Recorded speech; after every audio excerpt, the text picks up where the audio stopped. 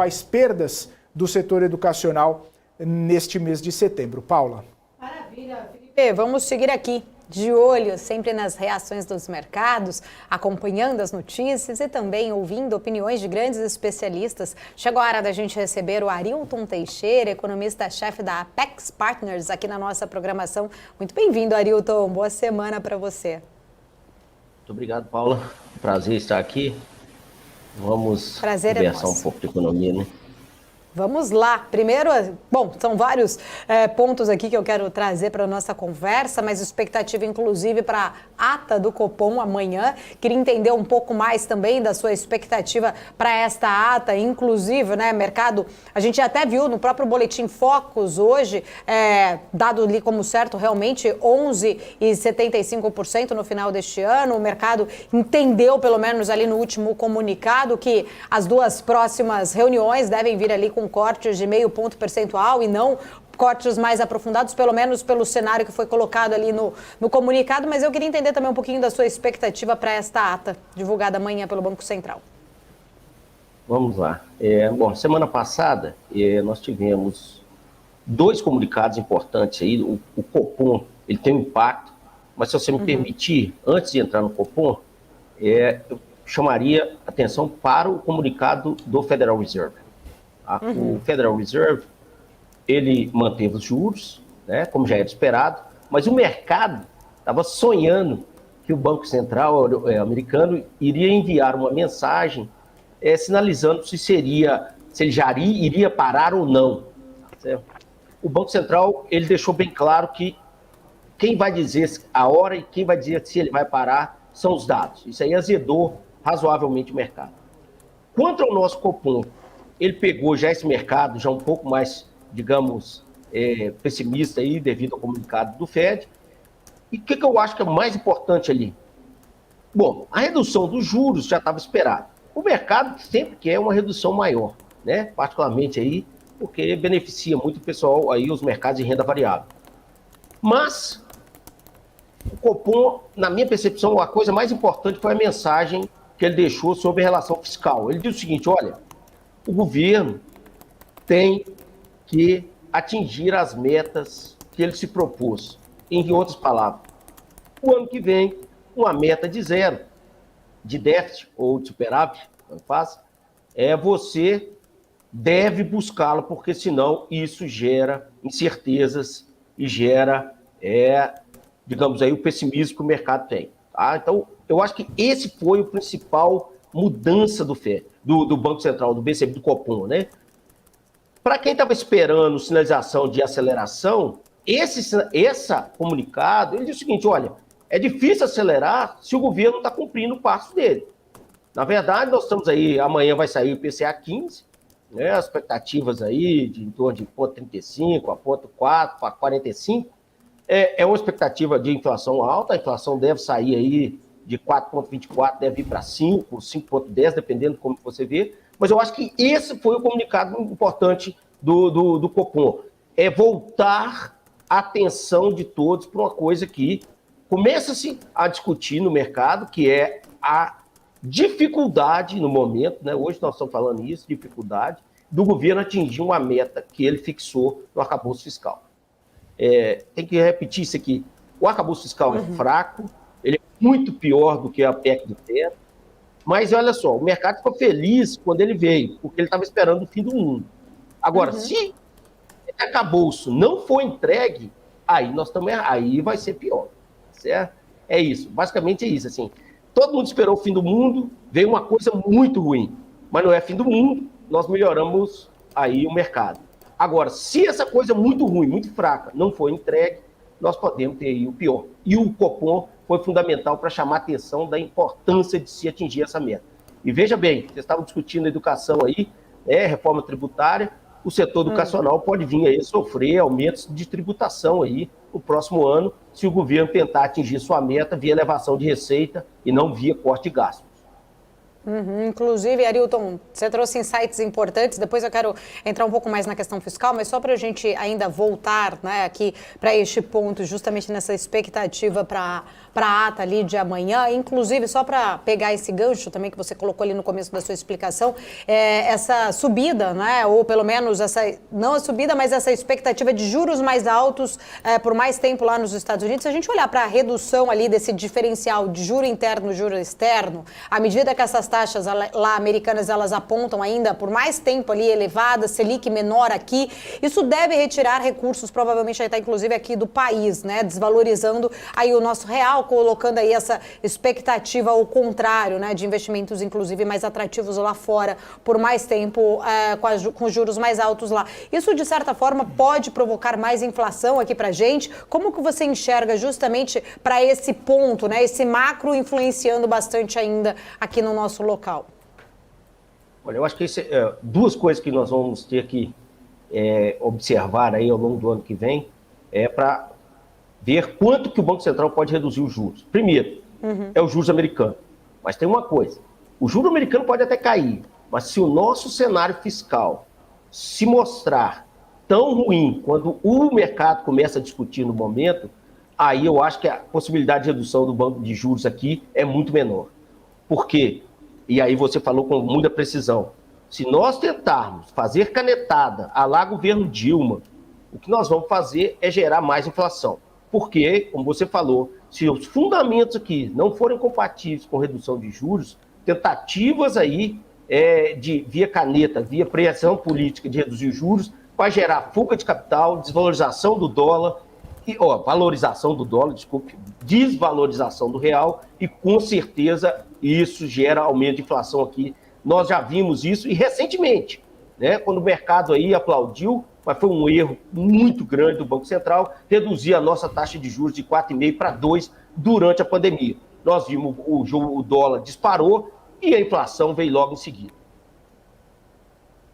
Inclusive, falando aqui um pouco mais do fiscal, né, que você bem citou aí, que a gente viu de volta, vamos dizer assim, na verdade já estava no radar, nunca saiu acho que do radar do Banco Central, mas logo na aprovação ali do arcabouço, bem próximo daquela aprovação, o Banco Central retirou explicitamente do comunicado, né, da reunião de agosto, voltando a colocar agora, justamente, o mercado segue cético nesta possibilidade de se alcançar esse déficit zero em 2024, apesar da equipe econômica a colocar ali todas as fichas, né, de fato, para se alcançar. Queria entender um pouco da sua leitura, né, na sua visão, você acha que o Banco Central, ele continua assim, né, ali, estava sempre no radar, continua preocupado com essa questão, por que então, de certa forma, né, houve essa retirada na reunião de agosto e agora volta a se colocar mais peso de volta ali nessa preocupação aí em relação ao fiscal?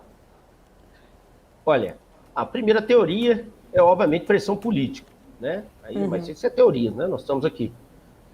Mas a aprovação do arcabouço, como eu te falei, você está esperando o fim do mundo. Pode vir uma porcaria muito grande, mas se não é o fim do mundo, é melhor. Você melhora o cenário. Foi o que aconteceu. O problema agora, o que nós temos? Agora é que nem isso vai ser atingido. Então, eu acho que o Banco Central fez o seguinte, olha, como nós passamos de um cenário muito ruim, de teoria do fim do mundo, um cenário de um mundo ruim, fraco, mas ainda assim melhor, o Banco Central retirou. Mas eu acho que ele fez muito bem em ter voltado lá. Eu acho que não deveria ter saído, certo? Mas ele te retirou e voltou. Não está no balanço dos riscos, é interessante isso. Quando você olha lá os upside e downside lá da inflação, eles não estão lá. Ele tirou dali. Mas ele comunica e está na carta, e eu acho que foi um passo muito importante, porque é uma variável fundamental para nós entendermos quanto que nós podemos reduzir os juros. É claro que a gente quer voltar aos juros de 2019, 6,5%, 5,5%, isso é fantástico, é bom para a economia, tá? Mas, na situação atual, eu acho repetir aquele caminho impossível. A PEC do teto é muito melhor que o arcabouço fiscal. Tá? Nós não estamos fazendo reformas e o que se tem se discutido aí é simples. O governo quer continuar gastando e se o setor privado não abrir o olho, a conta vai vir via mega aumento de impostos. Tá? Essa reforma tributária, que teoricamente eu tenho minhas ressalvas contra ela, mas ela tem um benefício que é a simplificação, essa reforma tributária pode virar simplesmente um mecanismo de aumentar a arrecadação do governo. Nós já vimos aí o ITCMD, bitributação de dividendos, tributação de offshore. Nós estamos parecendo o governo Reagan. Tinha uma brincadeira com os democratas, que ele dizia o seguinte: a teoria econômica dos democratas é o seguinte: se mexe, taxa. Se continua mexendo, regula. Se parar de mexer, subsidia. É o que aparentemente o governo está tentando fazer. Só taxar, é só isso que se fala. Ninguém fala em reforma tributária para reduzir a arrecadação. Tá certo? E eu vou lembrar para você, aqueles que acham que o brasileiro paga pouco imposto, olha os salários do funcionalismo público, você vai ver que a gente paga demais. O funcionalismo público ganha muito acima do que ganha o setor privado no Brasil. É umas distorções incríveis e nós não podemos continuar jogando dinheiro fora.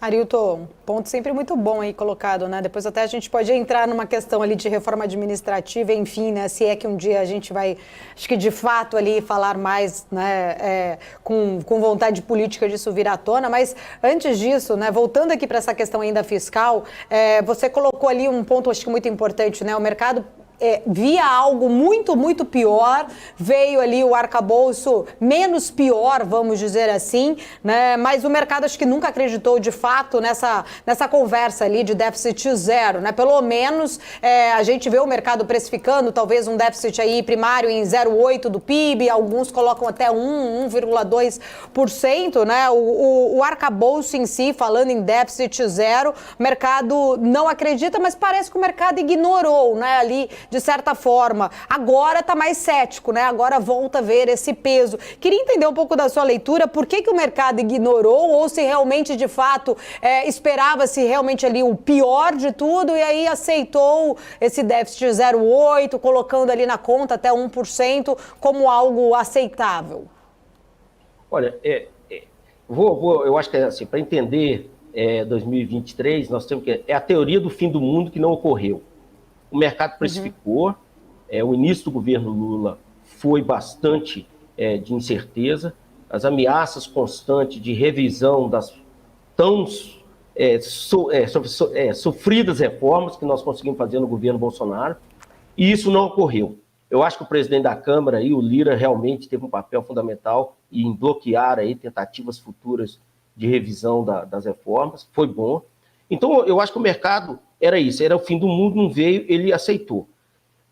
Melhorando a situação ainda, nós tivemos uma coisa. Esse ano, nós tivemos aí uma contribuição da agropecuária muito importante, né? Os primeiros trimestres desse ano, o crescimento da agropecuária foi fantástico e ajudou um cenário ruim.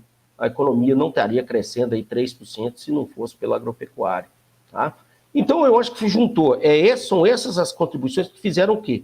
O mercado precificasse melhor aí o cenário de 2023.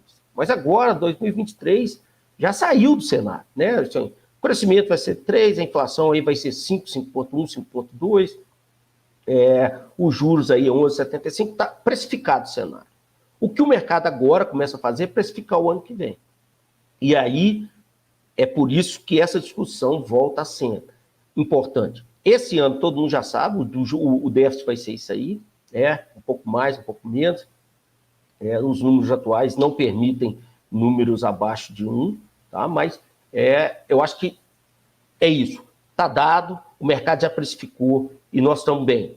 Agradeçam a agropecuária, tão amaldiçoada aí pela esquerda, que adora fazer política industrial, né? Foi ela que salvou aí em muitos países esse ano o crescimento, tá?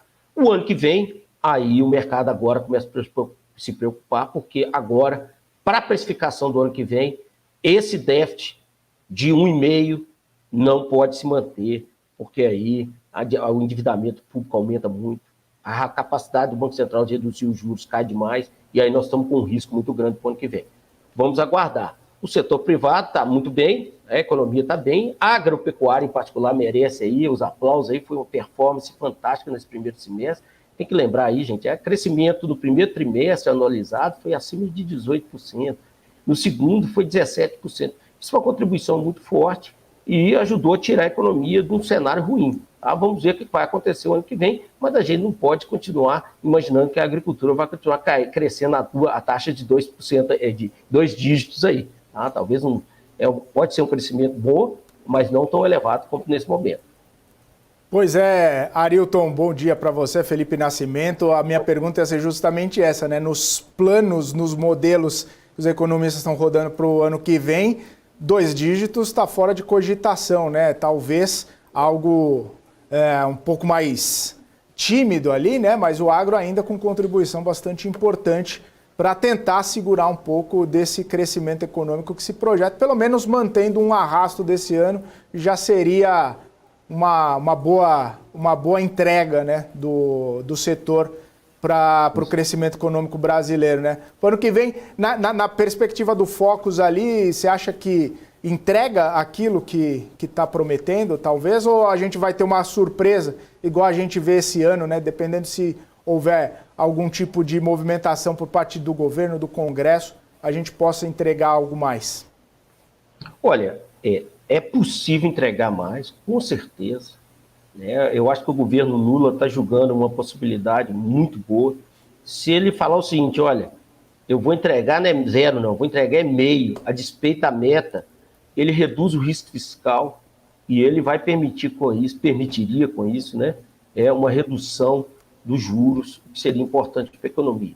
Além disso, se o mercado perceber que o governo finalmente comprou a ideia de redução do risco fiscal, isso com certeza vai destravar uma outra coisa, Felipe, é o investimento na economia. Se você pegar os números do segundo trimestre aí da economia, você vai ver que o que a gente chama de investimento, o IBGE denomina formação bruta de capital fixo, ele vem negativo, anualizado. Tá? Então, isso significa que o empresário, o setor privado, ele está muito, digamos, essa incerteza está impedindo o setor privado de avançar, fazer a economia brasileira avançar ainda mais. Seria muito possível você acelerar o crescimento brasileiro. É simplesmente se o governo Lula voltasse a ser o Lula 1, né, que foi um governo marcado aí pela responsabilidade fiscal, e o Brasil cresceu. A maioria das pessoas, não sei se vocês se lembram, mas o Brasil cresceu muito e a taxa de juros esteve durante todo o governo Lula acima de 13,75%. Tá? Então, eu acho que é possível acelerar, mas o governo tem que fazer a parte dele. E fazer a parte dele não é aumentando receita, não. Isso aí tem que ficar muito claro. O governo pode até zerar o déficit se ele conseguir aprovar todos os aumentos de tributos que estão no Congresso. Mas aí ele vai reduzir o crescimento e muito, porque o setor privado não tem condições de entregar mais 2% do PIB para o governo em tributos. Arilton, nesse sentido ainda, né, e você comentava bastante a respeito das próprias reformas necessárias aqui para a gente trazer uma simplificação da economia brasileira, dar mais produtividade também.